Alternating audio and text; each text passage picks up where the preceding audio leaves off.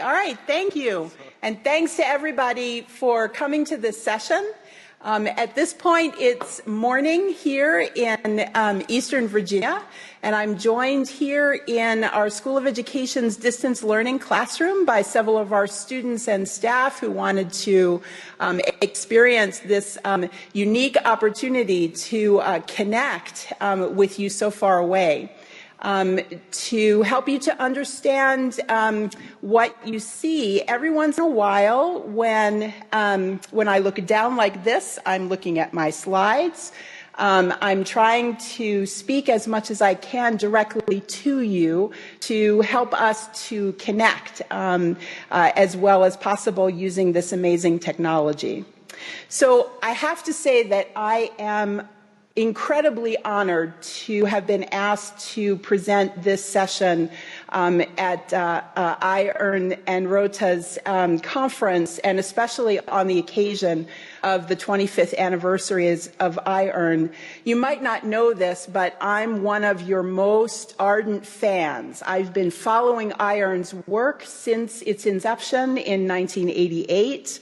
I've been participating in online collaborative projects, first with my elementary school students, starting in 1981 with a network that some of you might remember called CompuServe, and later following projects on networks like KidLink and iEARN. I have, before this session started, I was sharing with the students and staff here with me in Virginia, the amazing work that you do and how inspiring the kinds of collaborations, global collaborations, that you support and sponsor are. So what I'd like to share with you today are some research results and some of what we have been learning about the kinds of knowledge that teachers, like iEARN teachers who participate in global telecollaborations, have to make those collaborations work well. So just to begin with a bit of context setting, here's where we are. Can you see my slides? No. Can you see my slide? Now can you see? Oops. Yes. Okay, good. So you see the red thumbtack, that's where we are approximately. And of course, where the iEARN logo is, that's where you are. Pretty amazing, I think, that via technology we can be connected in real time and can share this with anyone else who is connecting via the web stream. And I have to give my most sincere thanks to Paul, to Anwar, to Brigitte, to our staff here, Jake and Dave and April, for making all of this work. There were many tests that had to happen in order to make this session that we're doing right now happen without a hitch. So here's where each of us, there now you can see it, here's where each of us are. And if we zoom in a little bit, we're in the eastern part here in the United States, in the state called Virginia. And as you can see, Virginia is pretty close, about 2.5 hours by car, depending on traffic, to Washington, D.C., to our country's capital. And if we zoom in a little bit further, actually much further, you can see that we're at a university in a school of education, at a university called the College of William and Mary, which I'll tell you about in just a moment. We're on a peninsula between two rivers. Now, of course, we're biased here, but we feel that our university is particularly special. It was chartered in 1693, as a matter of fact. It's the second oldest institution here in the United States. The other one that is just a bit older than us is Harvard University. And it was chartered by King William and Queen Mary of Great Britain. And here you can see some information and a painting of them. So this was before the time of the U.S. independence, when we were subjects of Great Britain. The School of Education, in which we're located right now, officially was established in 1961, but one of the interesting parts of my university's history is the beginning in 1888, we started teaching pedagogy. We started teaching teachers. So we have a long history of that kind of research and teaching.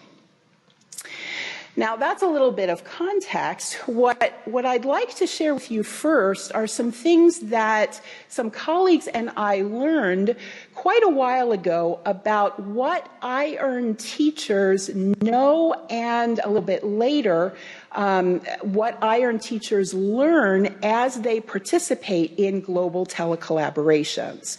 So the focus today of what I'm going to be sharing with you is teachers' knowledge, and specifically knowledge about global telecollaborations, about participating in the kinds of projects that you share with your students. So a little over 10 years ago, a number of colleagues and I did a study to try to find out about what teachers who are participating in global telecollaboration projects with their students were actually learning.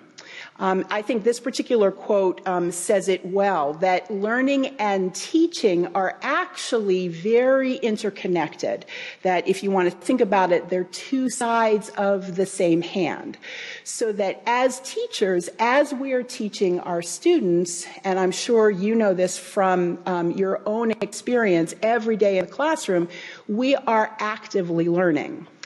Well, one of the doctoral students with whom I worked was particularly interested in finding out what is it that teachers who participate in global telecollaborative projects like iEARN projects, what is it actually that they're learning professionally as they're working on these projects with their students.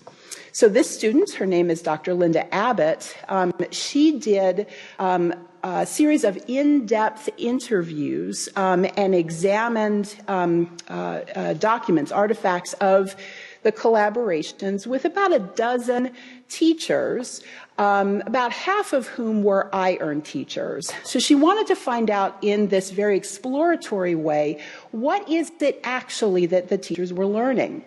And her results then became the beginning of a very large survey, web-based survey study that another colleague and I did. And I'd like to share just a few highlights of what we learned in that study that's specifically about what teachers who participate in projects like iEARN projects, what it is that they learn as they're helping their students to participate in those collaborations. So the study itself was a web-based survey study. We had a very large response set, 336 teachers. The teachers were actually a very heterogeneous group. There were some very new teachers with only 1 year of experience to some very experienced teachers with almost 40 years of experience. Their ages covered a wide range. The proportion of males and females was approximately average proportion of the teaching population in the world. And the respondents to the survey were from 30 different countries. They were from a number of different projects. KidLink, for example, if you're familiar with KidLink, the electronic emissary, the global school net, and quite a large proportion of these participants who volunteered to participate in our study were iEARN teachers. So just a piece, just a segment of what we found out in this study. We wanted to know from teachers, why did you choose to participate in a telecollaborative project or more than one telecollaborative projects. And what we found was that 100%, literally 100% of our participants said that they chose to participate because they knew that this would be a valuable learning experience for their students. And we asked them to respond to these questions according to whether they agreed strongly, whether they just agreed, whether they disagreed or disagreed strongly. So 100% said that they felt that it would be a valuable learning experience for their students. 82% said that they felt that way strongly.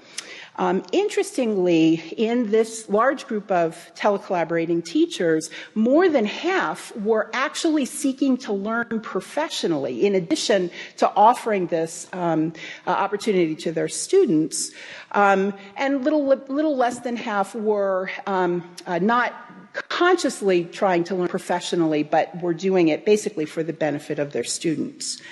Almost 100% said that they wanted to participate because their students seemed motivated by this kind of global telecollaboration. And almost 100% said that they themselves, more than half, very strongly, were very motivated by participating in this. Hopefully what you're starting to do is to compare what these teachers as a large group said with how you feel as someone who participates in iEARN projects yourself. We also asked these teachers about what they learned pedagogically. What did they learn about teaching as they participated in these telecollaborative projects? Almost 100% said that they learned at least something related to teaching by participating in these projects. A very large proportion said that they increased or improved their technology skills by participating. They improved their presentation skills by participating, their online communication skills. Interestingly, 95% said that they learned more about the subjects that they teach by asking their students to participate in these telecollaborative projects. And quite a large proportion of them said that they improved their classroom management skills also. And as people who are experienced with what it takes to be able to coordinate, to organize students in ongoing telecollaborations, I know that you know what they meant. In addition, these teachers reported that participating in these projects helped them to become more organized. It helped to improve their instructional design or lesson planning skills. It increased the variety of teaching and learning strategies that they used with their students. And actually, a very large proportion said that participating in telecollaborative projects helped them to change their teaching approaches or practices in general, not just in terms of the telecollaborations that they were doing with their students. More pedagogical learning, and I think these are particularly important. A very large proportion said that participating in online collaborations helped them to understand more about their students' learning and their students' development. Help them to understand more about their students' learning needs and preferences. It helped them to increase their expectations for their students' learning by helping their students to participate in telecollaborations. It helped them to understand more about the processes that their students use to acquire knowledge and skills. And interestingly, these teachers also reported that participating in projects like iEARN projects helped them to understand ways of thinking that were different from their own. And that, of course, is probably because of the global, multicultural nature of almost all, if not all, iEARN projects.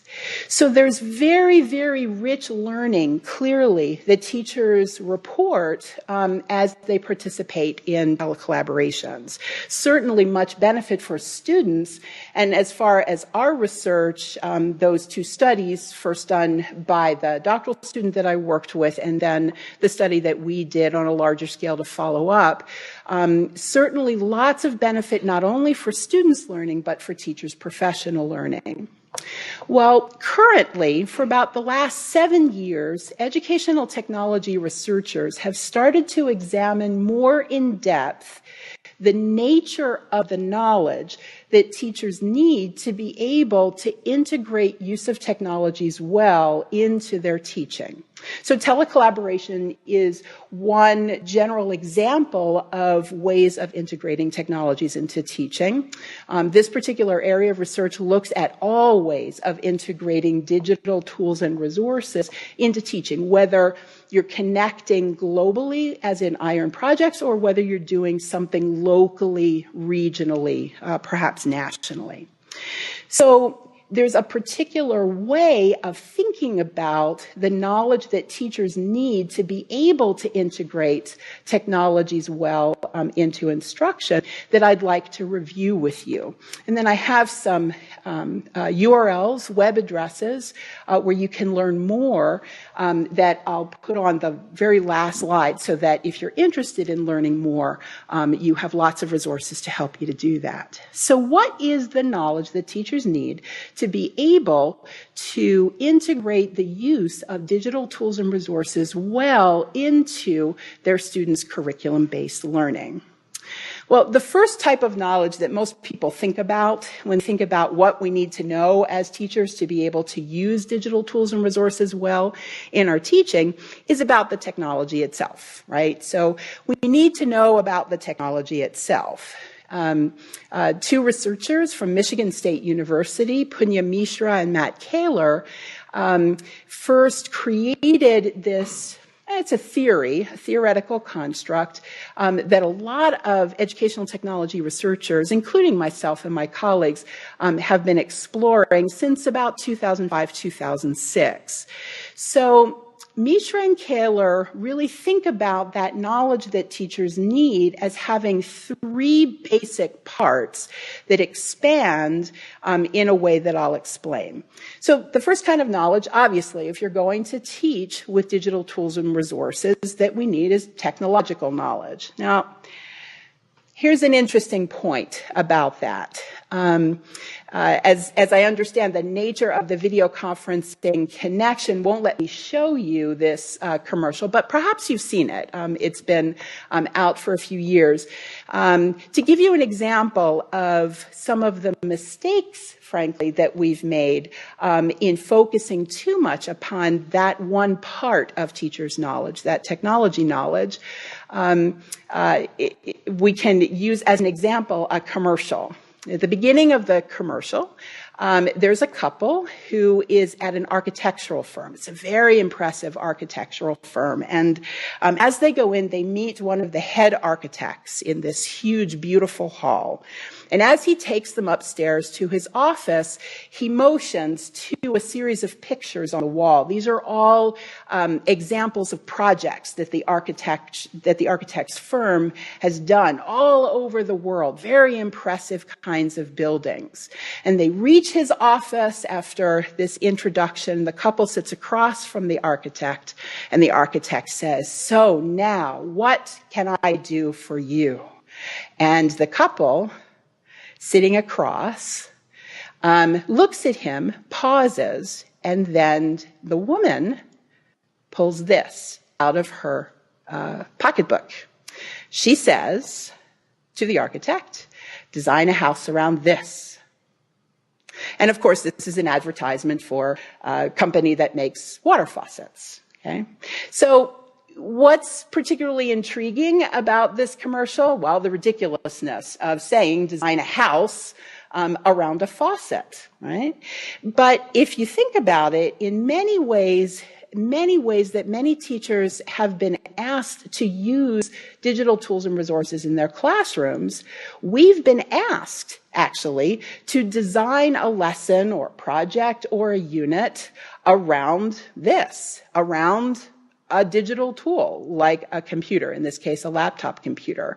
More recently, in many places in the world, we've been asked to design lessons and projects around this, around interactive whiteboards. So it's understandable that when we first think about the kinds of knowledge that teachers need to be able to integrate tools and resources well into curriculum, it's understandable that we first think about the technologies, but doing that is actually a very technocentric way of thinking about technology integration, of thinking about using digital tools and resources in our teaching. Technocentrism is a term that Seymour Papert invented a couple of decades ago, where we focus on the technologies, or as this particular image is meant to suggest, that if you have a shiny new hammer, then everything looks like a nail. The idea is that it takes a lot more sophisticated knowledge to integrate technologies well into teaching and learning in the classroom than just technology knowledge. And one of the things that I find most inspiring about iEARN teachers' work is that from the beginning you have known that. From the beginning, your work has shown us by example how we focus on students' curriculum-based learning needs and interests primarily, and use the technology in ways that make sense in terms of students' learning. When I did a talk in Barcelona a couple of years ago, someone there introduced me to this particular phrase, this Spanish saying that basically suggests that we don't start the house with the roof, that we don't start building the house with the roof.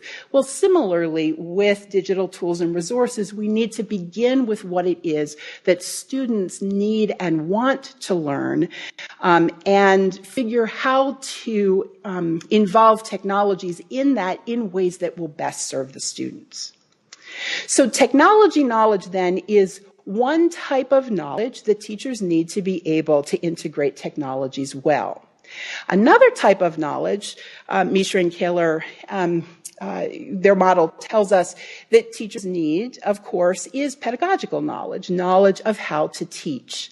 And pedagogical knowledge tends to be knowledge that's more general about teaching, classroom management knowledge, understanding your students, all of the information that we have about our students that help us to design learning experiences for them based on not only what they need to know, but how they best learn would be involved in pedagogical knowledge.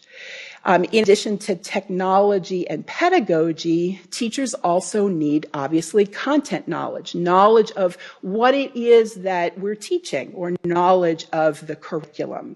So that kind of knowledge is knowledge that may be given to us by a particular school or school district or state or province or country, but it's more the substance of what it is that we're helping students to learn. That is both content and process. So teachers then need all three types of knowledge, but what's particularly interesting is how these types of knowledge intersect, what the kinds of knowledge that occur when we think of how these three types of knowledge overlap with each other. So for example, though teachers need general pedagogical knowledge and knowledge of content or curriculum, the places in which they overlap, we learned from a researcher named Lee Schulman in the 1980s, is a specific kind of knowledge that involves both pedagogy and content. Schulman called this pedagogical content knowledge. That is, the knowledge that teachers need to be able to teach a specific kind of content. So, for example, the knowledge that teachers need to be able to teach trigonometry at the high school level is somewhat different than the kinds of knowledge that social studies teachers need teaching at the middle school or junior high school level, which is different than the kinds of knowledge that teachers who are teaching young children to read need. So Schulman added to our understanding of teachers' knowledge by pointing out this intersection. Now, in the same way that there's an intersection between pedagogical and content knowledge, as you can see in this diagram, there are also other interesting intersections. So added then to PCK, or pedagogical content knowledge, teachers also need technological content knowledge. Once we introduce a whole range of different kinds of digital tools and resources, for example, online collaborative tools, then teachers, in addition to knowing how to teach in particular content areas based on their students' interests and needs, teachers need to know then specifically, how do you choose the most appropriate kinds of tools for the particular curriculum-based learning goals that you've set for your students? So that kind of knowledge, Mishra and Kaler called technological content knowledge. So, for example, how someone chooses the most appropriate tool for the particular kind of curriculum content is an example of technological content knowledge. And of course, these particular pictures here are meant to show a more whimsical understanding of technological content knowledge. In addition to the intersections of PCK and TCK, there's also a kind of knowledge that teachers need, which is understood to be technological pedagogical knowledge. In other words, the kinds of knowledge that teachers need to be able to teach effectively with students using and with teachers using these digital tools and resources. As you know from your own experience, it can be somewhat different taking students to a place where there's more than one computer, having groups or individual students working on perhaps similar kinds of tasks on multiple computers. That takes a different kind of teaching, a different kind of pedagogy than if you have all of the students working together with you with a computer, sort of like what we're doing here with the image projected, or a small group of students working around a computer on a project. The kinds of knowledge and skills that teachers need to be able to teach effectively, not only with computers, but with the full range of digital tools and resources, is what Mishra and Kaler call technological pedagogical knowledge.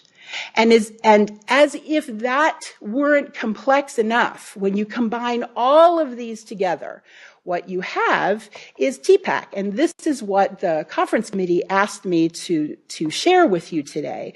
This notion of TPACK, a very powerful notion that has pretty much gone viral in the educational research community. And you have to know, for a theoretical construct to go viral, it has to be a pretty powerful idea.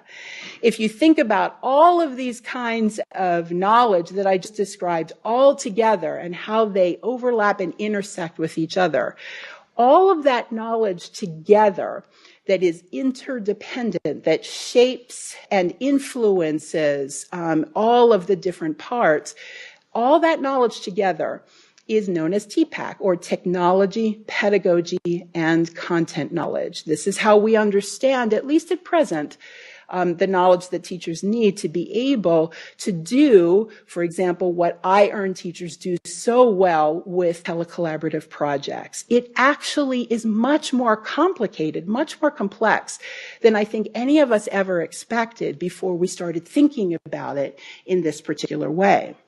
And as if that weren't complex enough, then if you think about teachers' TPACK, all of those different seven sub-constructs, all of that knowledge is situated within the larger set of contexts in which we work. So all of what teachers have to know about their students' families, about the particular geographic region, about not only the city or the town, but the country and that country's relationships with the rest of the world. All kinds of information within which we work as teachers, all of that information also influences, helps to shape teachers' TPACK. So certainly not an exhaustive list, but you can imagine all of that information that teachers need, all of what teachers need to know about their students and about the multiple contexts in which we work as teachers. All of that impacts and is shaped by TPACK also. So everything from the parameters of the physical spaces in which we and our students work together to the cultural and language diversities within our classrooms and schools, to expectations from the school district, from families, access to technologies, time available, all of this and more. All of this contextual information is within which what TPACK is situated. So given all of that, how is it that we can help teachers to develop their TPACK? Well, there are multiple ways, and very briefly, I'd like to share with you a particular approach that about 10 colleagues and I have been working on since 2006. And I'm sharing it with you specifically because there are some materials that we've developed that we've made available free of charge to teachers everywhere that you might find helpful as you plan your next new iEARN project or as you plan technology integration in your classrooms even beyond iEARN. Our particular approach to helping teachers to develop their TPACK happens in coordination with teachers' instructional planning. And I don't have enough time to tell you very much in detail about this, but there's lots of information online that you might want to look at. Specifically, what our research showed is that one of the most effective ways to help teachers to develop their TPACK is to help them in the course of their instructional planning, help them to know what options are available, not only in terms of technologies, but more importantly, in terms of the kinds of learning activities that they choose to combine to help their students learn. So let me say that a little bit more specifically. What we've done in collaboration with curriculum experts from a number of different universities, we've developed 10 different taxonomies of what we call learning activity types. So each taxonomy addresses a different curriculum area. So social studies, science, literacy for younger students, English language arts for older students, world languages, ESOL, art and music and physical education, just as examples. The idea is that these documents, these taxonomies, which are available to anyone, any teacher who would like to use them, the taxonomies are scaffolds, if you will, are ways of seeing all of the different possible kinds of learning activities in that particular content area. And the digital tools and resources for each activity that are most appropriate to support that particular kind of learning. So we've made these taxonomies on purpose to be comprehensive. We, in consultation with the curriculum experts and then testing with teachers who review the taxonomies for us and give us feedback about what to change, what we've attempted to do in each of these taxonomies is to have a collection of all of the different kinds of learning activities, both face-to-face and online and in combination, that you can do within a particular curriculum area. We've also made sure that each of these collections of types of learning activities are inclusive. So all different ways of teaching are represented. So collaborative ways of teaching, teacher-centered ways of teaching, project-based, problem-based, student-centered, all different types of learning activities.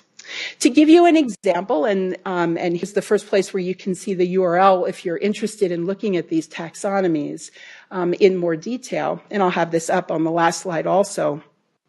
Each of the taxonomies is organized very simply into 3 columns. The first column on the left is, and I'm showing you some examples here from our social studies learning activity types taxonomy. The column on the left is the name of the activity, in the middle a description, and then as you can see on the right-hand side for each specific kind of learning activity, we have recommended, not exhaustive, but recommended educational technologies, so that when you're planning a particular lesson, project, or unit, the idea is for you to use the taxonomies to combine those learning activity types that best fit what it is that you're helping the students to learn and how you want the students to learn it. Once you design that activity after identifying those learning goals, that's when the information in the third column can hopefully be helpful to you if you're not familiar with the kinds of technologies that might best support that particular learning activity. So to give you a sense, like I said, there are 10 taxonomies right now. So just to give you a sense of how they're organized, we formed them very much in a grassroots sort of bottom-up kind of way, so that we worked with each of the curriculum specialists to identify all of the different kinds of learning activities in a particular content area. Instead of going to someone else's work and figuring out the activities in a top-down kind of way. So after amassing huge lists of all of the different kinds of learning activities, for example, in social studies, and going through and classifying and reclassifying them, we found 15 different kinds of learning activities that help students to build their knowledge, and 29 different kinds of activities that help them to express their knowledge in social studies, 21 activities that help them to express their knowledge in divergent ways, and 6 in convergent ways. Here's another example. In mathematics, as you can see, each of the sets of learning activity types in the different content areas are conceptualized and organized somewhat differently because the content itself helps to shape that the nature of the learning activities.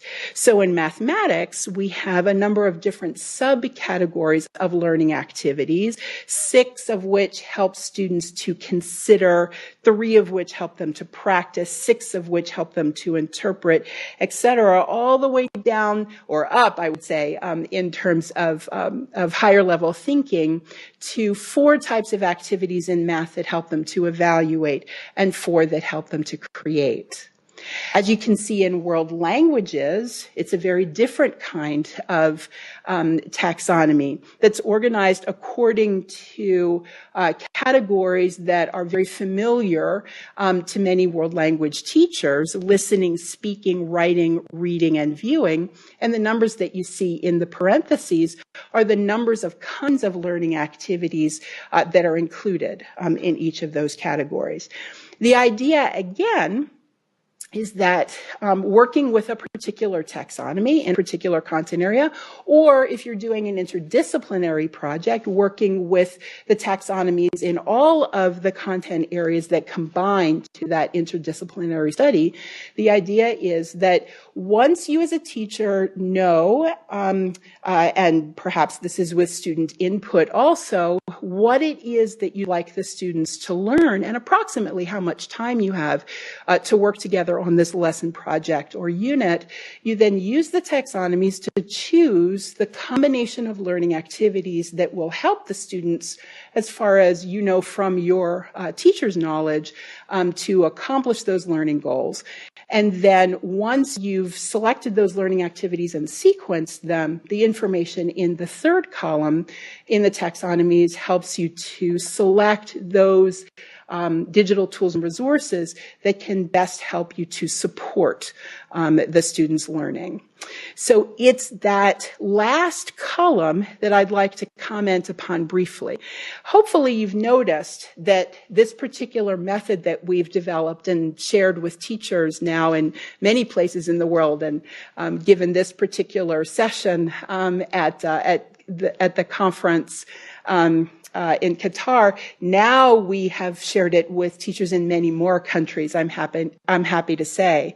Notice, though, that the way that these taxonomies are best used, are by first considering students' learning needs and preferences, then choosing and combining and sequencing the learning activity types, and finally choosing the technologies as the last step in instructional planning or design. What we're finding in working with teachers with these taxonomies is that it's very important to remember to select the technologies last. If we select them first, then we're not addressing students' learning needs and preferences. We're addressing how to use the technologies. And even though that might seem obvious, especially to iEARN teachers, given the powerful student-centered work that you've been doing for 25 years, you may be surprised to know how unusual that is when people seek to integrate use of digital tools and resources in their teaching. Many, many people start with the technologies first, and our work and the work of other researchers is showing ever more clearly and strongly that that is definitely not the best way to address students' learning needs in ways that help students to learn best. What iEARN teachers have known for 25 years is what many teachers in the world are still actively needing and in the process of learning. So, design a lesson around this? Of course not. Of course not. And you know this, and your projects are amazing examples of this. Instead, as teachers, we need to design lessons around them, around our students. We need to design our projects around them. And by the way, like many iEARN projects, we need to design our projects, our collaborations with our students. That's really the only way that we as teachers can do what it is that's most important for us to do. If we help them to use digital tools and resources in that process, it can help to enhance that learning. It can help students, as you know, to connect in ways, to share in ways that were not possible before we had these amazing tools and networks to connect us. But those tools and networks should never, ever dictate how it is that we help our students to learn. Instead, it's our students' learning needs and preferences that should dictate that. So, here are the web addresses if you'd like to find out more about TPACK, about this particular very powerful new way of understanding the knowledge that teachers need to be able to use digital tools and resources effectively. And if you're interested in those taxonomies of learning activity types, you're welcome to access them at the second URL that you see up there on the screen. We update these about every 2 years based on feedback from teachers. There's an email link on the website. We'd love to hear from you, how you're using these, what your responses are, and also, of course, if you have feedback for us about how we can improve any of these taxonomies. The taxonomies would not exist without that collaboration. So at this point, I'll leave this slide up on the screens in case you're wanting to write down the address. And as I understand it, we have some time now for some questions. And hopefully, I'll have some answers for those questions that will be helpful.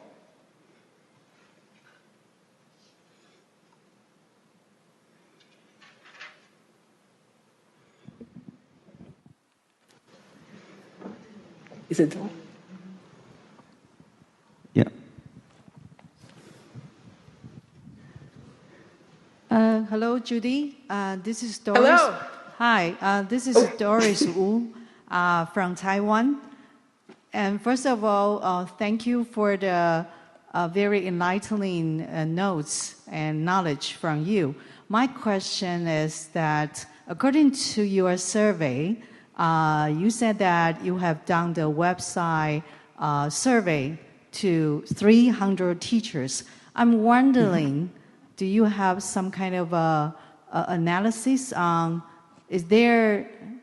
what are the significantly difference between teachers from different continents or cultures? I'm quite interested in this, is that I come from a culture where classroom management probably is the teacher talk and student listen. So I'm quite curious about this question. Thank you. Yes, that's an excellent question. Thank you. Our study actually looked at the commonalities of what teachers reported learning as opposed to the differences. But I agree that that those differences, especially in terms of expected pedagogies, are very important to examine. In a way, because there are so many differences between and among cultures, expectations for how students and teachers are to behave in the context of their learning, it's pretty amazing to me that we found as much agreement across 30 different countries in what teachers reported learning as they were participating in these telecollaborative projects as we did. That particular study didn't examine the differences, but that's, as we like to say with our doctoral students here, there's a dissertation topic for you that would be very, very helpful and interesting for someone to investigate. So is there another question? It's coming. Or comment?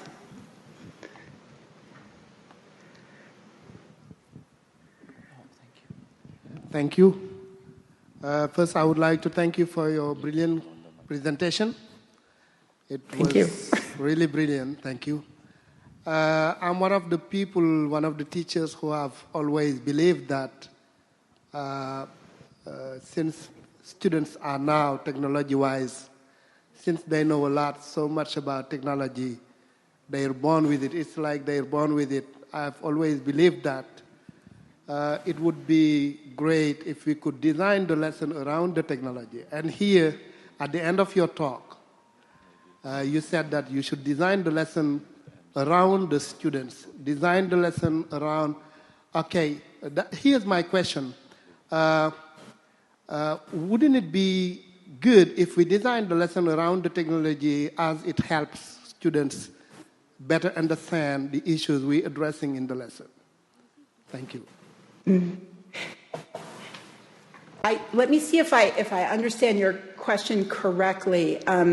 What we do know is that the time that it's appropriate to design lessons or projects or units around technology is when the technology is the focus of what it is that the students are learning. So, for example, we have some high school classes, for example, where students are in courses in which they are designing and creating multimedia or specific kinds of media, like video, for example. So in that case, then, the instruction organized around the technology itself makes sense.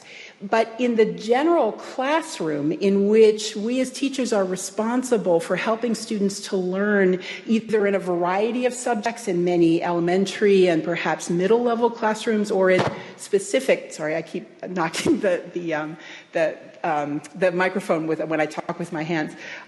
When in classes in which we're focusing on a particular content area, what we're responsible to help the students to learn is about that content, the knowledge and skills relative to that content.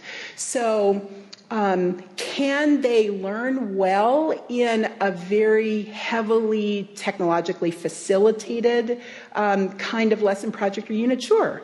But really, if what it is that we are charged as teachers to do is to help them to learn math, to help them to learn history, to help them to learn science, for example, really the technologies are best used in service of that curriculum-based learning as opposed to focusing specifically on the technologies.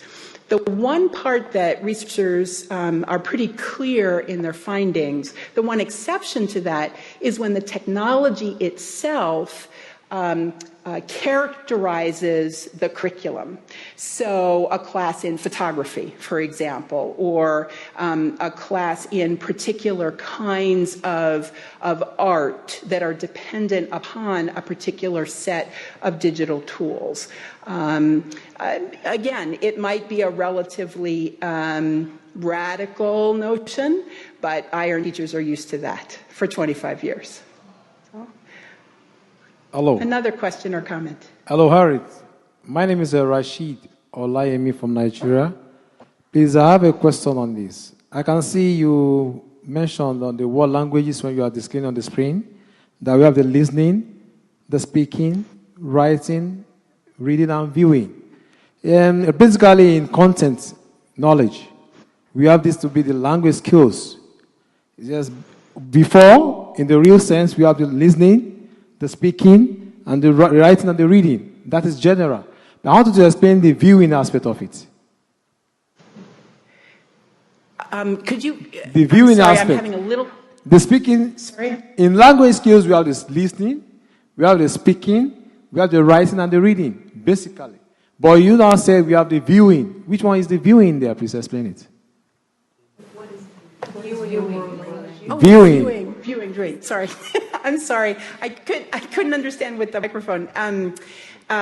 Viewing is actually a set, it happens both in English language arts and in world languages. It's a set of understandings that students have through skills that specifically help them to use both still images, video images, animations, that kind of thing. So, if you're familiar with work that a number of educators have been doing for about the last 10 or 15 years on what are called digital literacies. So in other words, because of the many different kinds of information that students have available to them, that's not just printed text on the page. There's so many different kinds of multimedia types of information that what researchers are showing is that there's a new set of literacies, including viewing literacy, that students need to develop. And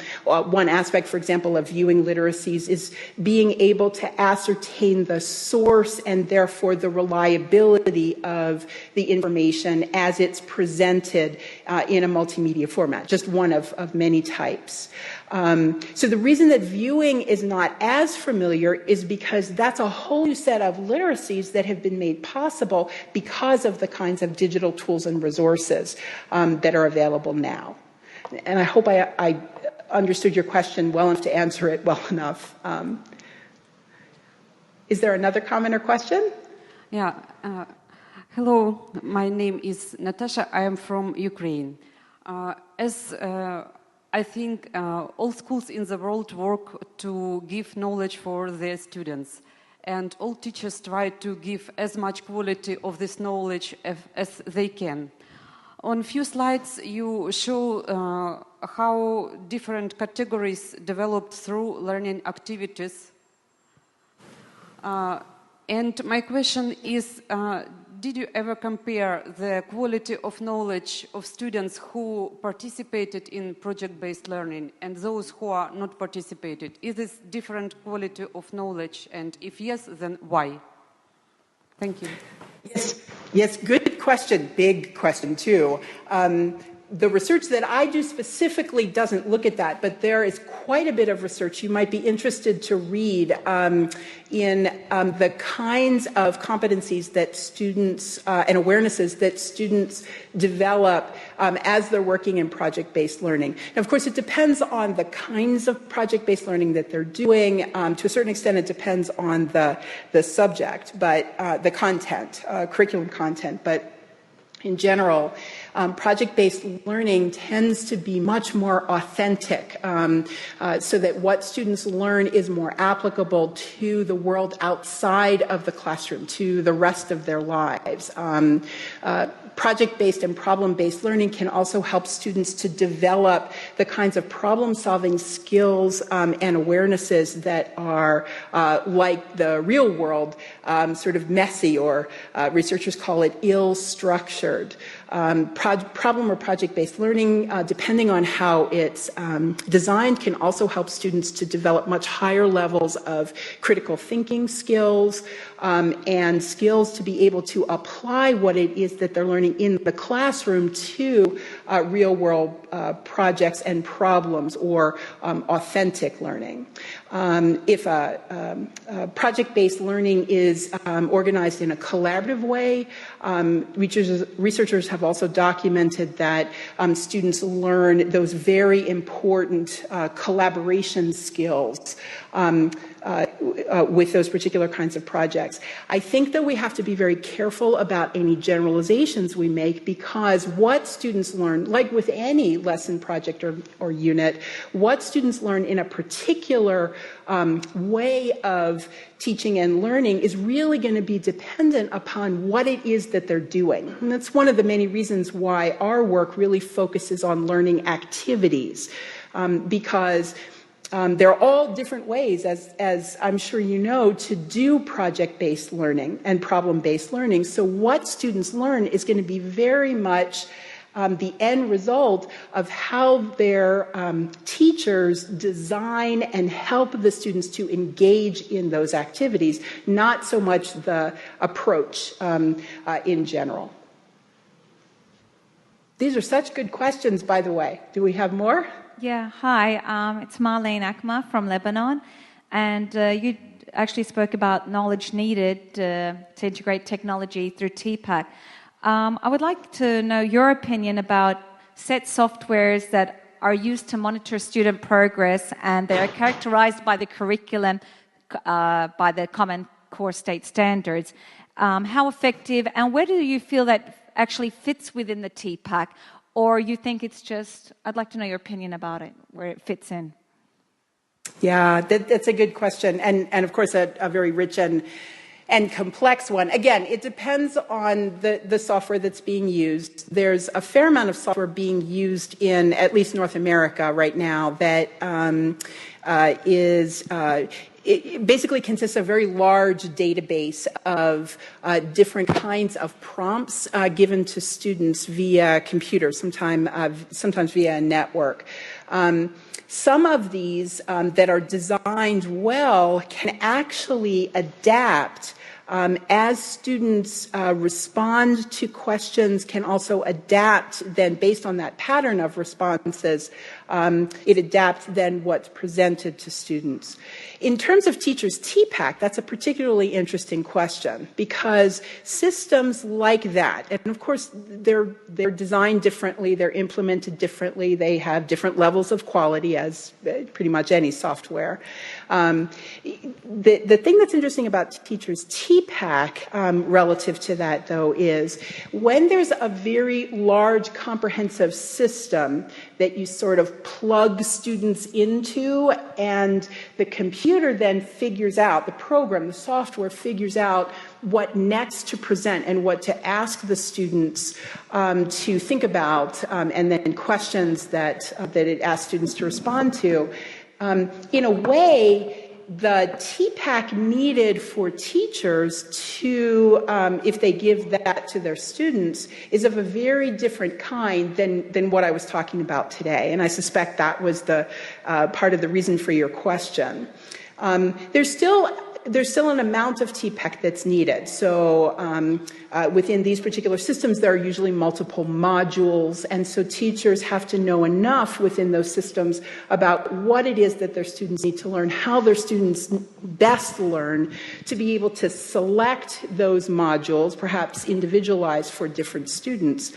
But then the aspect of design that I was referring to probably indirectly in my talk is a little less than, for example, in an iEARN project, especially a project that teachers and students design together. It doesn't obviate the need for TPACK. There's still an amount of knowledge that teachers need to be able to figure out when and to what extent to offer those modules to their students, but it's not really a design-based kind of knowledge in that because the computer is essentially offering the instruction, then the teacher's role becomes more of a manager, perhaps a facilitator, and then can use all of the rich data that those systems can produce to help to understand each individual student's learning needs and progress differently. And as you can tell, I'm trying to be very polite in my response to that, since it's frankly not the kind of teaching and learning that most excites me. But I can definitely see the uses for it, good uses for it, given well-selected options by knowledgeable teachers. So, are there other comments or questions? We also have some people here that you might want to talk with. Please. Okay, so hi Judie. Thanks a lot for the presentation. My name is Abdel from Morocco. And, while I carry out, projects with my students, it seems that they care more about technology and neglect a little bit the content. So my question is, do you think that we should strike a balance between the three components, namely what is pedagogy, what is content, and what is technology? Because we need to know when fishing ends and when standing like a fool starts. Because you know what happens? It's like the guy who went to a hockey game, and then he was angry because there was no fight. So that was a good one. So another thing, don't you think that we should help our students develop metacognitive skills to help themselves design their own projects without the teacher's over guidance? Thank you. Yes, it's such an important question and such an important set of points with a very apt metaphor.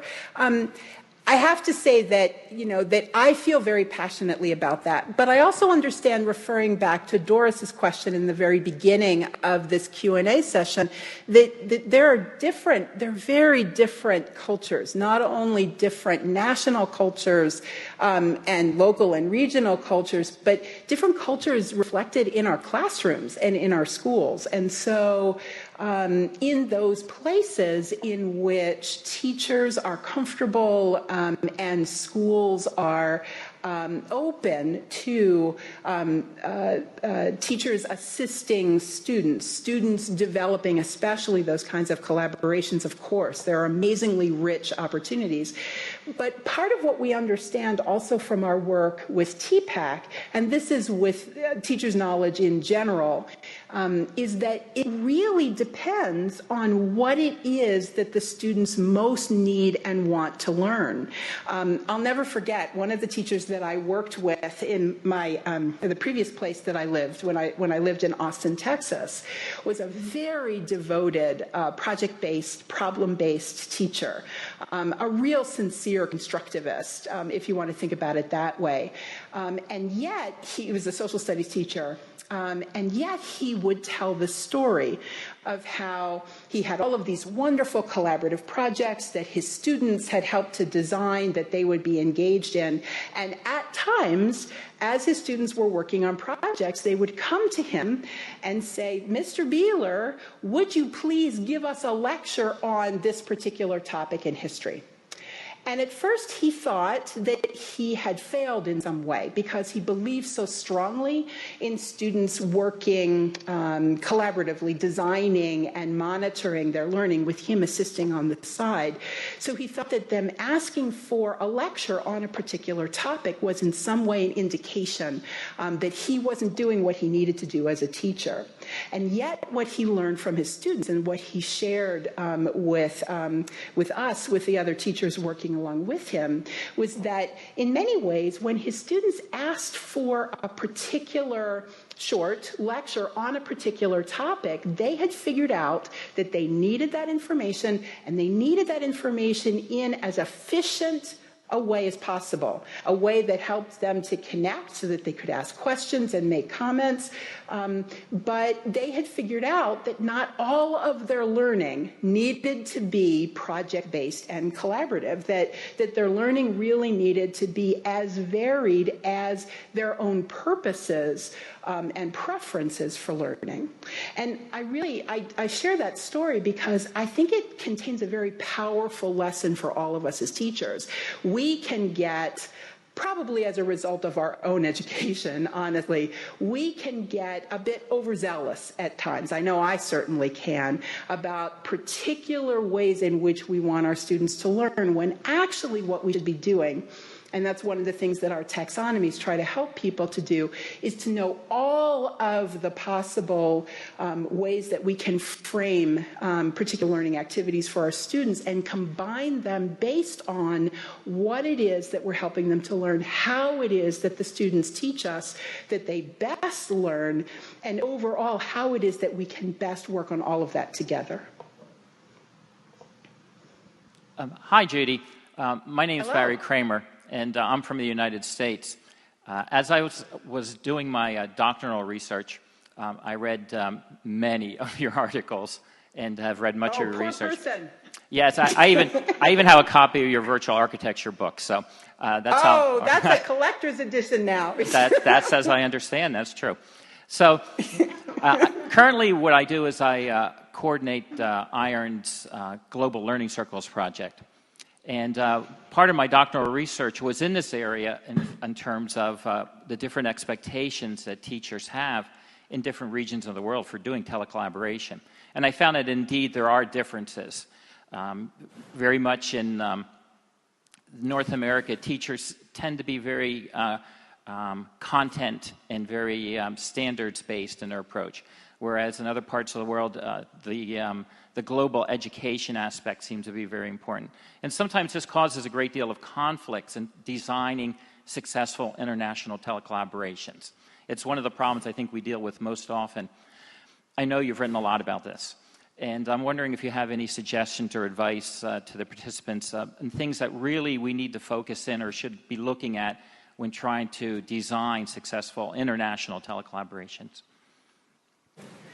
Wow. Well, obviously, from your work and from the work of your colleagues, there's a lot that we can learn from you in answer to that question. My sense in studying and participating in all different kinds of online collaborative projects is that probably coordination among the facilitators, whether they're teachers, they're typically teachers, but they can also be students, obviously, also. Coordination ahead of time. What is it exactly that that we want to accomplish? What is it that we want to explore together? What is it that we want to learn? What are the realistic parameters of that? How often can we connect? Using what kinds of tools? What kinds of communications links? Making sure that there is a substantial amount of that kind of planning first before we actually begin the project online, I think can go a really long way to ensuring success. And the reason for that is, one of the reasons for that is what you mentioned, that regionally there are pretty big differences in not only levels and types of access to networks and networks technologies, but probably even more importantly, there are with our own sets of expectations and often don't realize that others, we're assuming, share the same expectations, and oftentimes, especially internationally, they don't. That means that there needs to be a substantial amount of communication and collaboration among the project organizers first, so that we can be on the same page, if you will. When we were facilitating, for example, online mentoring projects through a project that I ran for 20 years called the Electronic Emissary, where students would communicate either individually or in groups with subject matter experts, volunteer subject matter experts, as part of a project in their classroom, we often found that even with a high rate of communication, we needed anywhere between 2 and 4 weeks of just the project organizers communicating with each other, planning the projects, planning the specifics, helping everybody participating in the project to know what to expect and what not to expect. That doesn't mean that everything is planned out, is sort of pre-fab. Instead, it can be very flexible, but that communication ahead of time, that coordination, and then continued communication and coordination as the project is happening can really help to make sure that the time and energy spent is maximally beneficial for all of the students and teachers combined. So probably just a little part of an answer to a big question, but something that we found was really important. So is there another comment or question? Hi, yeah, my name is Karen Johnson. I'm also from the States. My question pertains back to your comment about lecturing a little bit, the students wanting to have some lecture. I deal with freshmen that are coming in. We're a one-to-one laptop school, trying to incorporate more project-based learning. But I have most of my students come to me that are really driven for just what the grade is, you know, because they're trying to apply into good colleges. And so they're uncomfortable with, you know, trying the project-based, doing something they're not used to. And so I get quite a bit of pushback from them and from their parents. At what point do I say, tough, you need to learn this?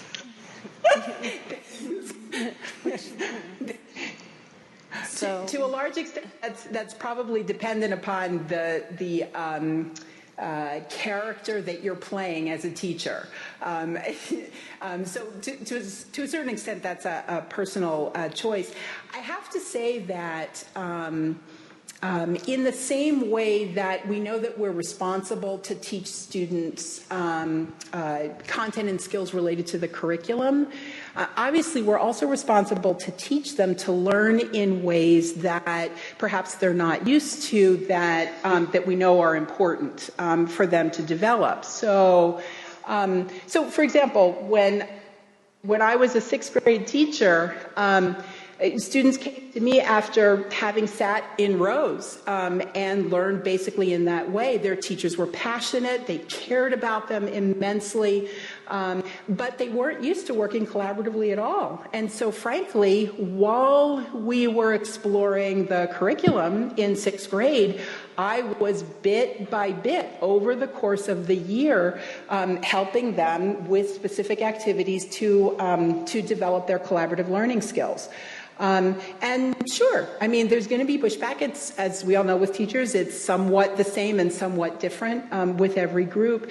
But I think as teachers, when we're really passionate about a particular way of teaching and learning, we can make the mistake of being so passionate that we are, in a sense, forcing it upon people, our students, who might not have ever experienced anything like that before, or perhaps even worse, have experienced it in a way that wasn't effective.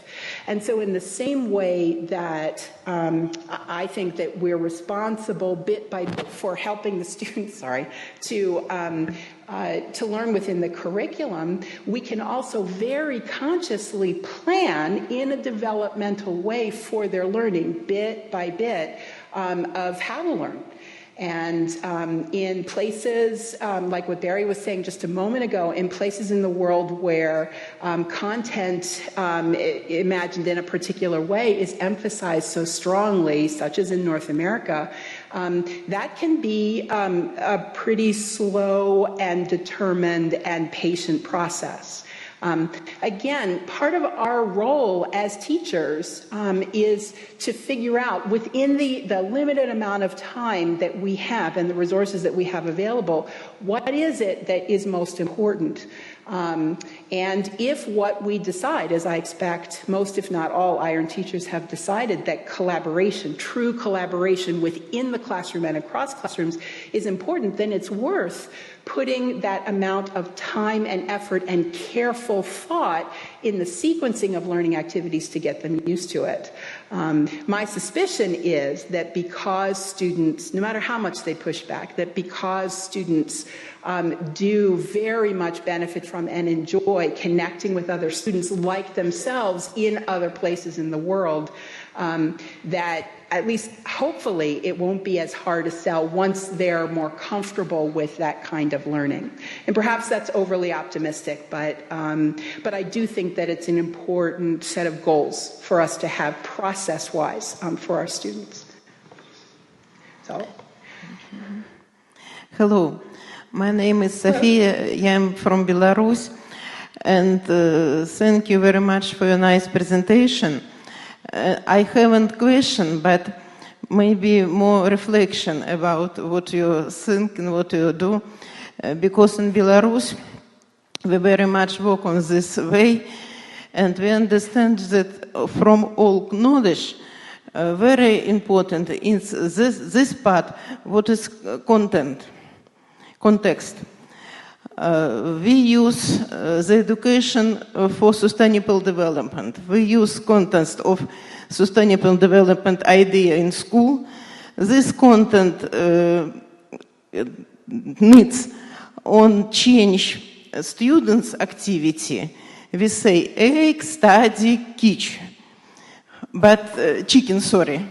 But chicken will study only he don't know something.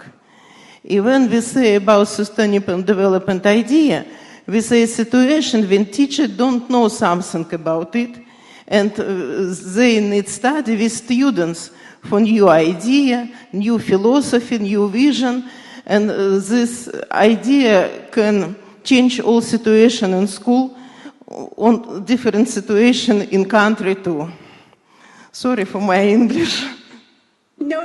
No, we understand. And I have to tell you that before we connected this morning, before the beginning of the talk, with the students and staff here, I gave them a little bit of background about not only the kinds of amazing projects that iEARN teachers do, but especially their passion. And you have given us such a good example of that right now. So thank you for helping me to illustrate this for the students here who had not heard of iEARN before. I encourage, just so everybody should know, I always encourage my students when they're at a conference, if there is an iEARN presentation or more than one iEARN presentations, I always encourage them to go, because your passion and your commitment and your enthusiasm are so contagious. They're so appreciated and so needed in so many places in the world. So thank you.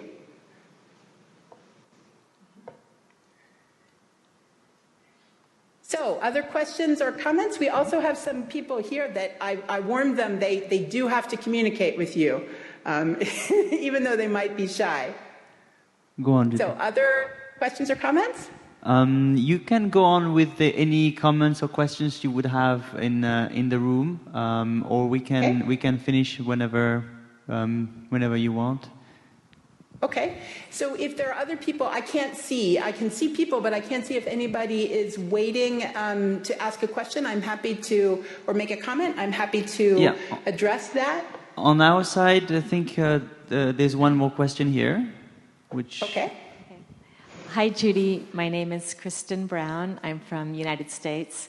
And I had a question that's not directly related to your research, I don't think, but because you have such a breadth and depth of knowledge, I thought I would tap at your expertise.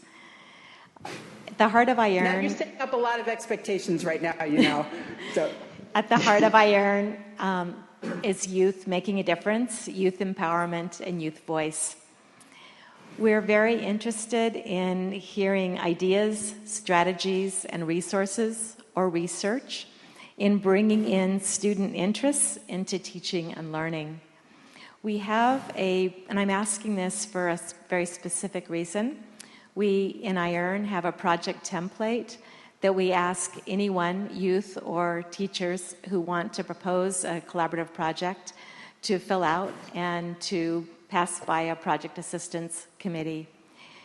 As the years go by, we add more and more items to the project template because we know that it's not easy to design a successful project.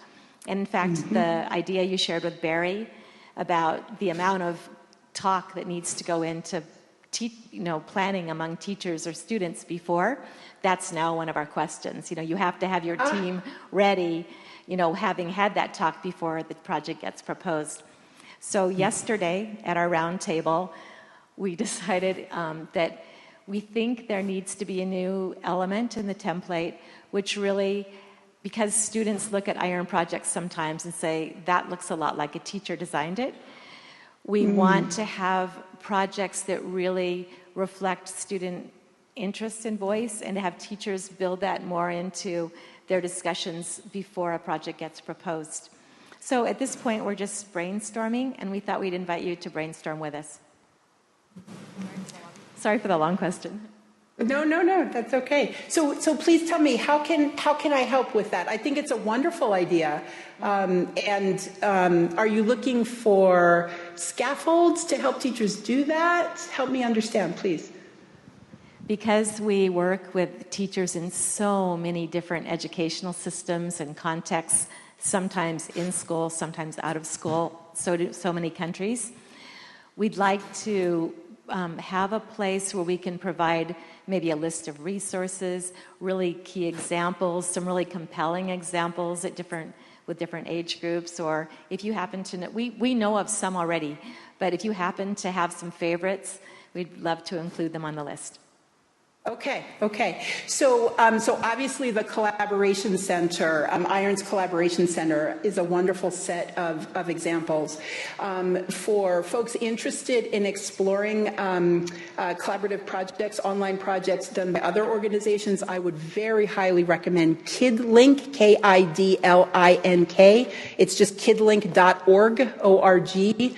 They, again, long history, like iEARN. I think KidLink might have even been functioning a few years before iEARN officially. Wonderful projects, many of them international collaborations, very, very student-centered. So good examples there. Also, many of you may be aware of this already, the Global School Net, which began as FredMail, which is actually how I first heard of the very first iEARN U.S. Soviet project in the mid-1980s. Global Schoolnet is still going strong. They have a limited number of projects at this point. They had many more before, but these are very large-scale projects, and most, if not all of them, are international. So those I would definitely suggest if you're interested in specifically mentoring online. So that would be it could be students mentoring other students, but it often is also adults mentoring students, either individually or in groups. There's a project online called the International Telementor Project. that is sponsored by Hewlett-Packard that has been in operation for almost 20 years now and has reached a large number of students. Again, very student-centered, but really focused on mentoring online, both in curriculum areas and also in preparation for work after school.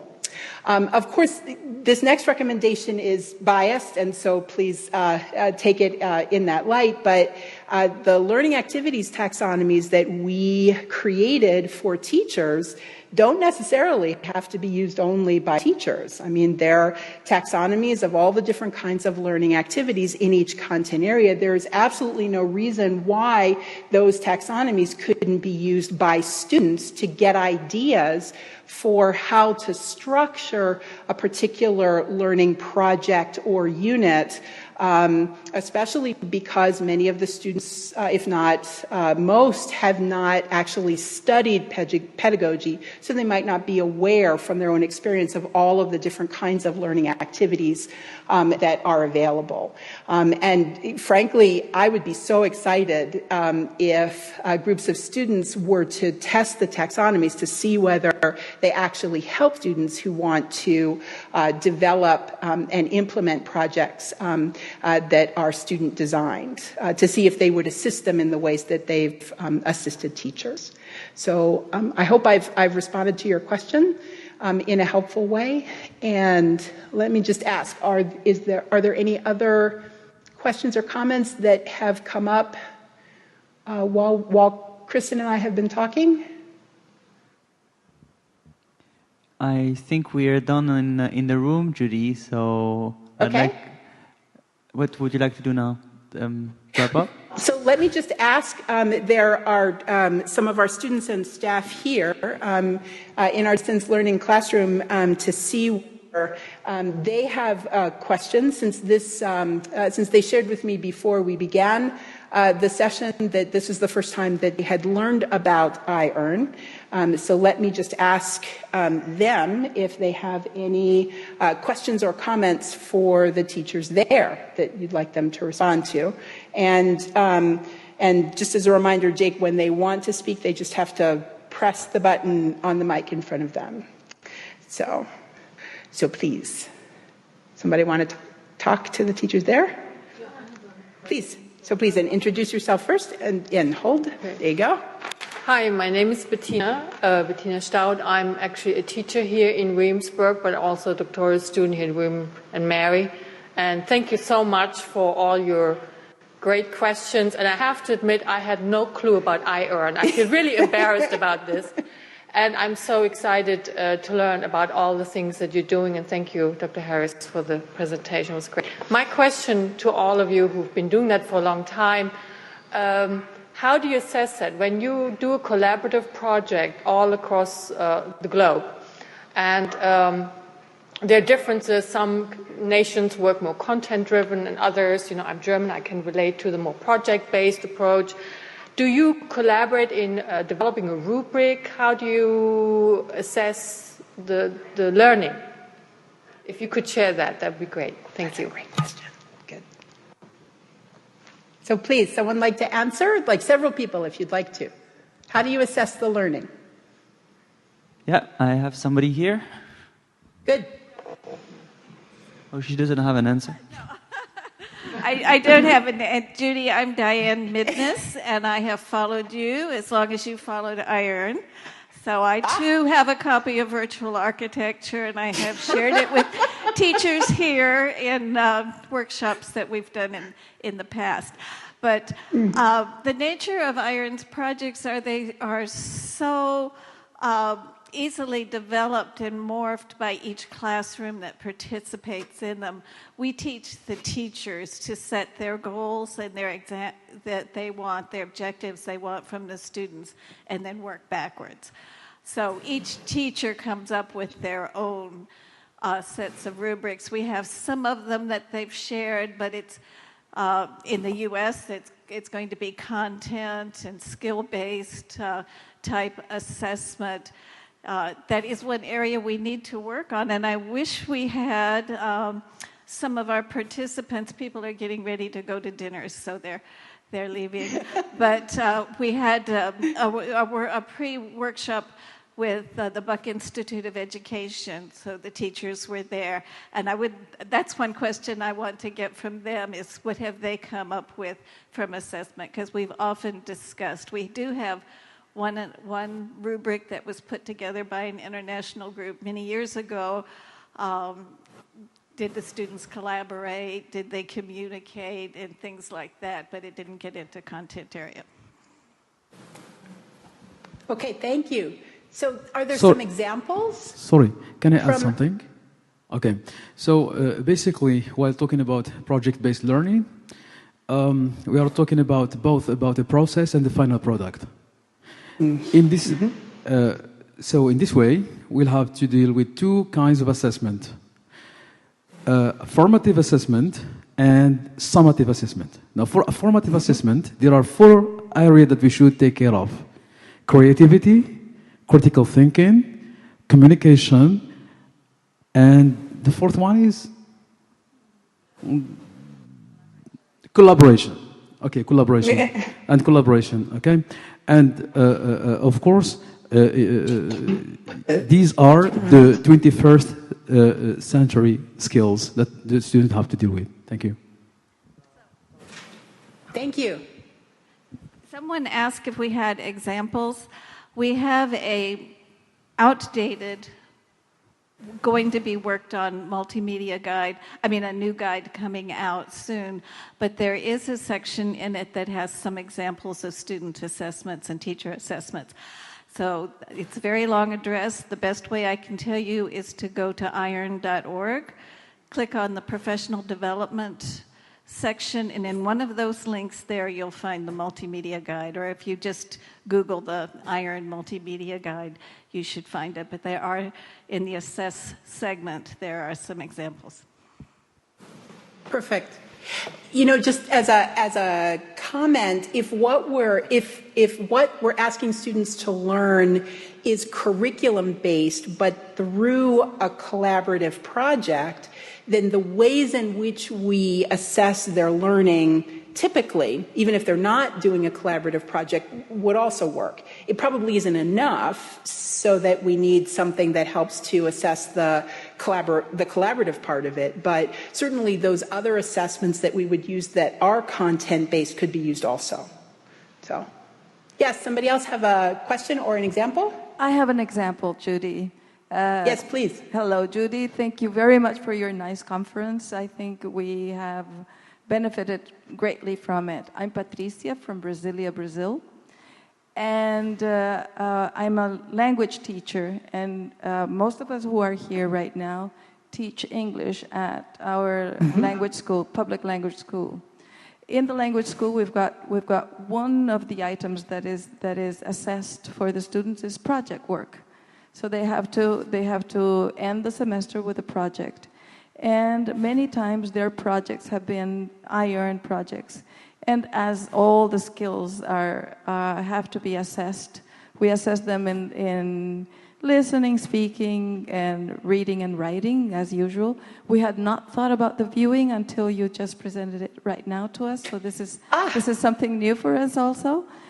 And they usually collaborate. So they have to collaborate within the iEARN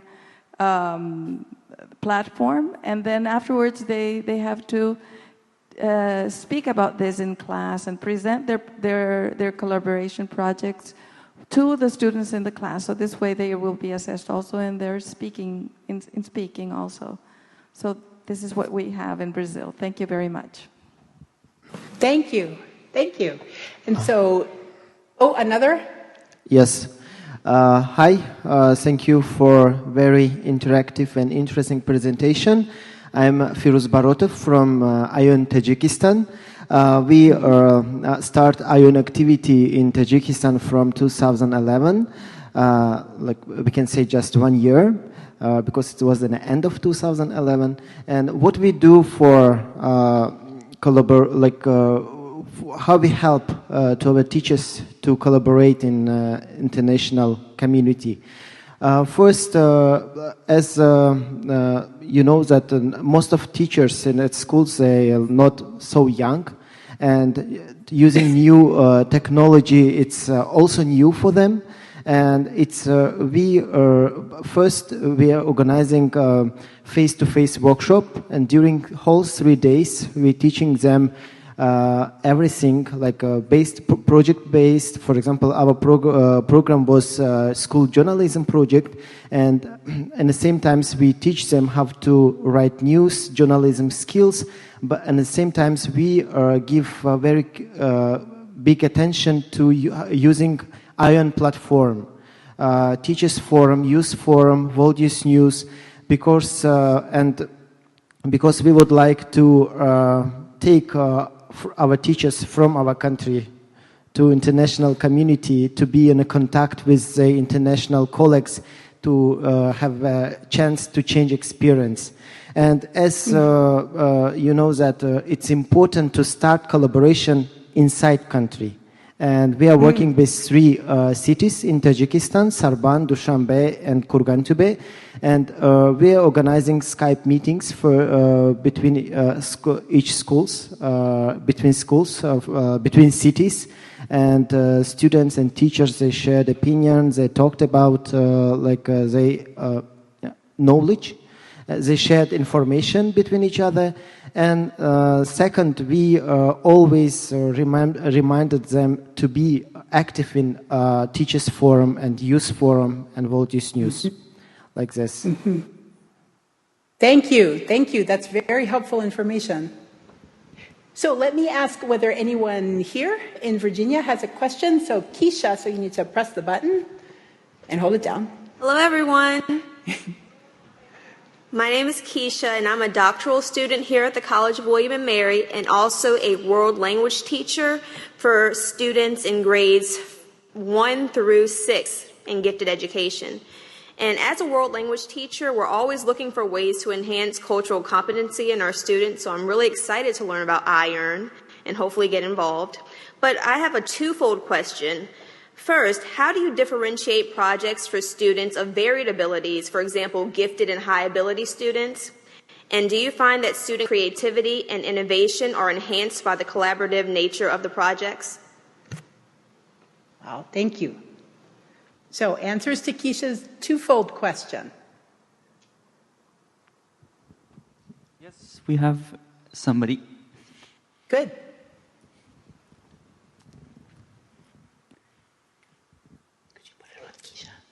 Hi, this is Doris again from Taiwan.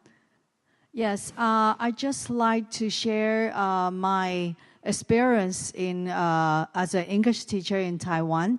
As you say that students always have different abilities. So the best way for me to do the iEARN projects in my classroom is use the team collaboration, which means that each students can be assigned different roles of in the team. For example, like for those who have high abilities, can become the leader.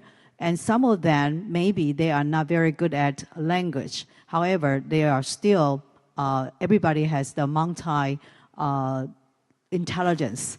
So one of the reasons why I start to use iEARN project in my classroom is I noticed that some students are always very quiet in classroom.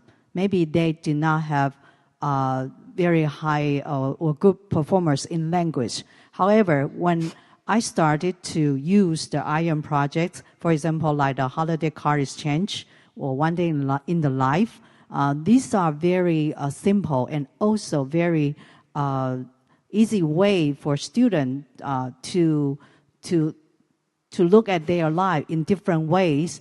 And then I find out that for those people, for those students who probably have only little interest in language learning, then they got inspired because they can use different ability. For example, some people are very creative in painting, or some people are very good at ICT skills, and I'm not saying that they will change overnight, but I can see through like a long period of time, let's say 1 semester or 1 year, little by little, and I see the students make improvement not only in their language learning. Of course, that is one of the major goals as an English teacher or as a language teacher, that we really want them to make improvement.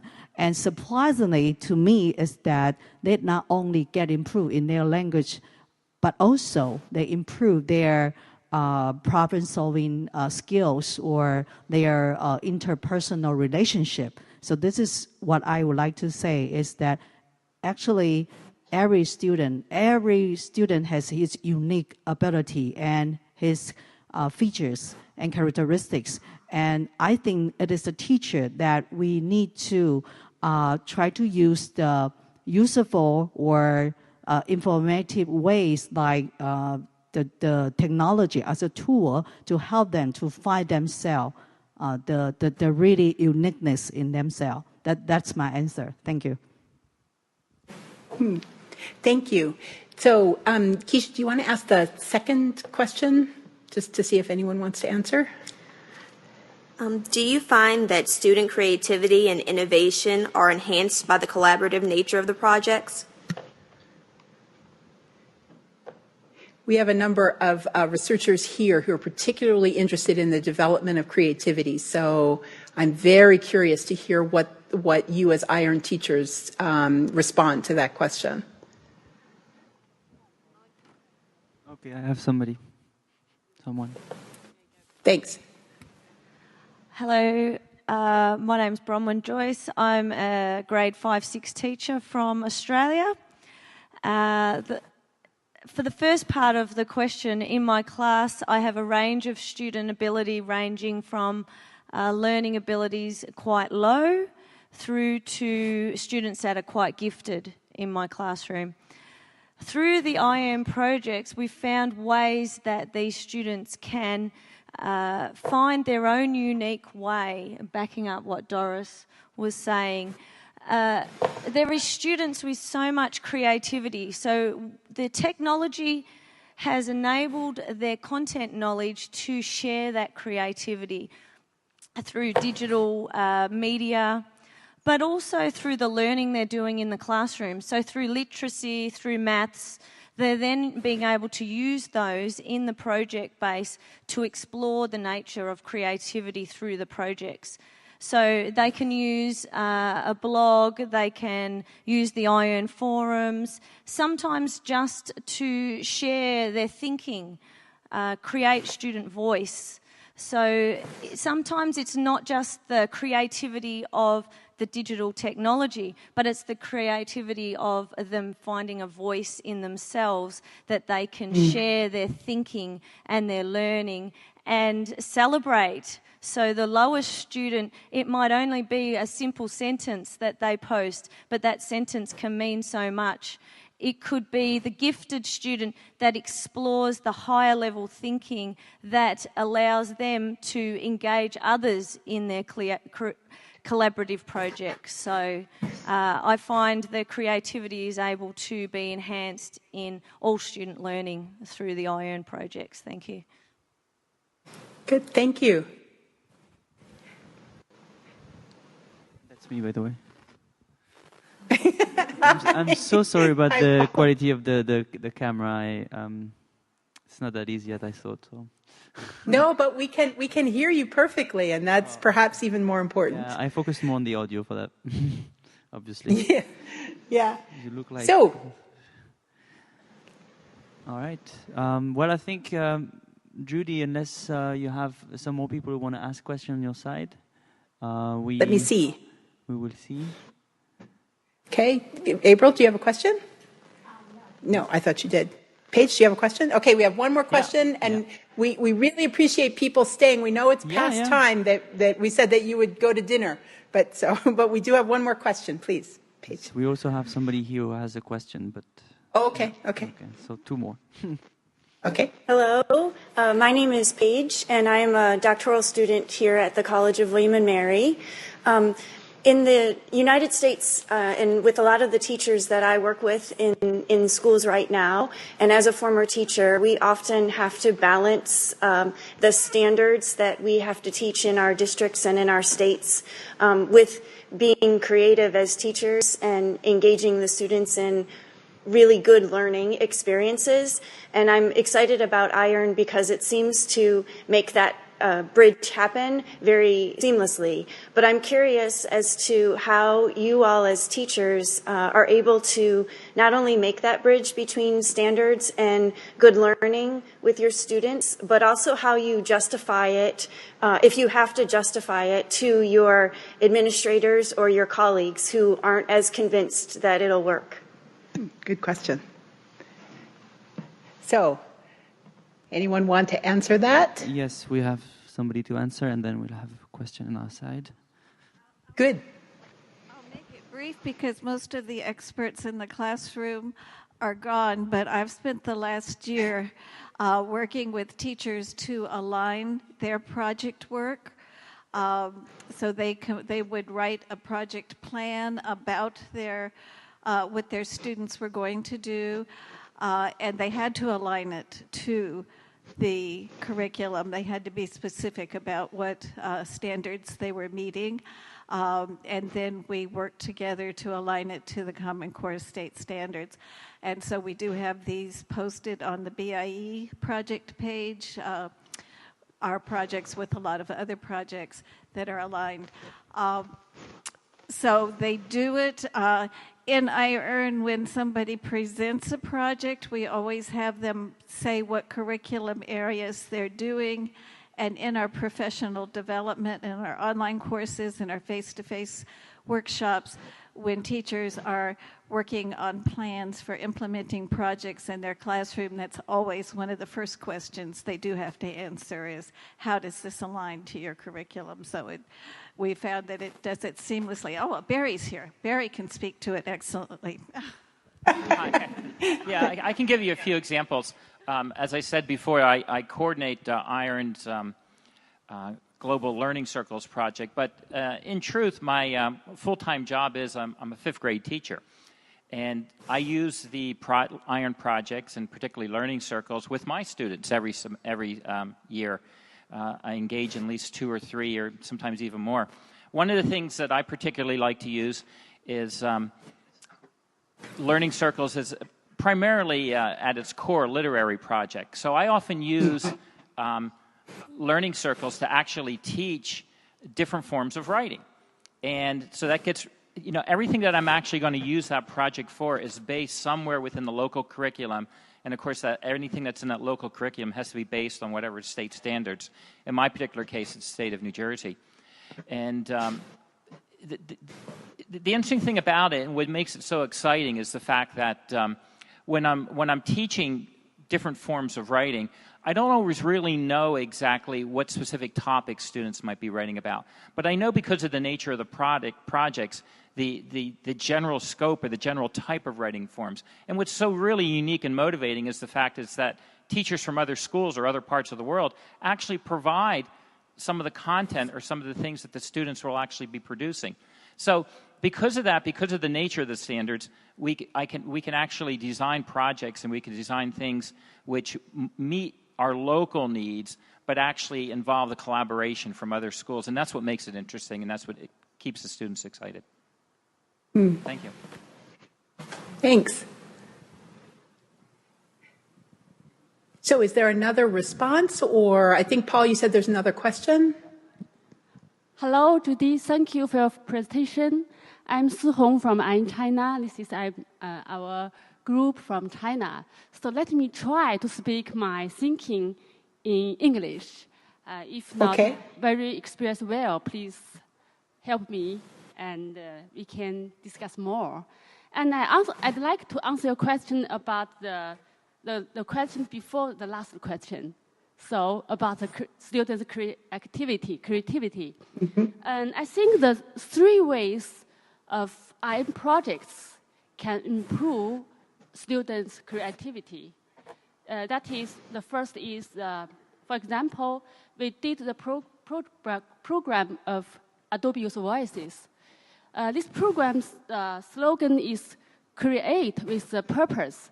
So my colleagues in China, the teacher said, when she did this program the first day, she found it is different from her experience of teaching before. Her students just make media products under the teacher request. And this year, when they did the program EYV, they did what they want to do. The students are desired to strong willingness to do this, to do their media products. So I watched the movie. I watched the media products of the students have done. It is very. I was moved by this media. The actor and the director all are also students, and they are very well. And especially in China, you know, the students are creativity was encouraged. So this is the first way, and the second way is that I found the ways of iEARN projects designed are all based on the kids' well-being, are also based on the kids' feeling.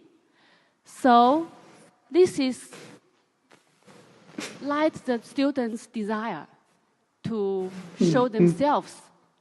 And the second way is about the interaction during the projects doing between the different countries. The partnership and the collaboration encourage students to find each other, to give them, to make them curious to other culture. When they found each other, when they found the difference, it encouraged them to more creative. Yes. So, yeah. Thank you. I just share 3 ways. Thank you. Yes, very, very, very powerful ideas for us to think about. Thank you. So, Judie, I think we can wrap up now. Okay. Yes, thank you very much for organizing this very nice chat. And actually, also, I want to thank Jake, with whom I worked tirelessly to make this happen. And also, I want to again apologize for the video. It's not really amazing, but we clap for you too. Yes, thank you. Yes, thank you to you. I mean, and these amazing answers that you provided, and I mean, we had a very nice discussion with the room here. So I think this is definitely a benefit of iEARN using new technologies in innovative ways. So I thank you very much for everything, and I wish you a great day in the US, and we'll have a great evening here. Is it already noon? Maybe. So a little before, yes, yes. Right. Okay. Well, So thank you. You very head much. off to dinner, and you head off to dinner. We'll head off to lunch. That's soon. right, exactly. So Yes. they're waving, so we can all wave at each other. Thank you very much for everything, and then I'll wish you a good day to all. Yeah. Thank you so much, Paul. Thank you so much for your help. Thank you. Bye, everybody.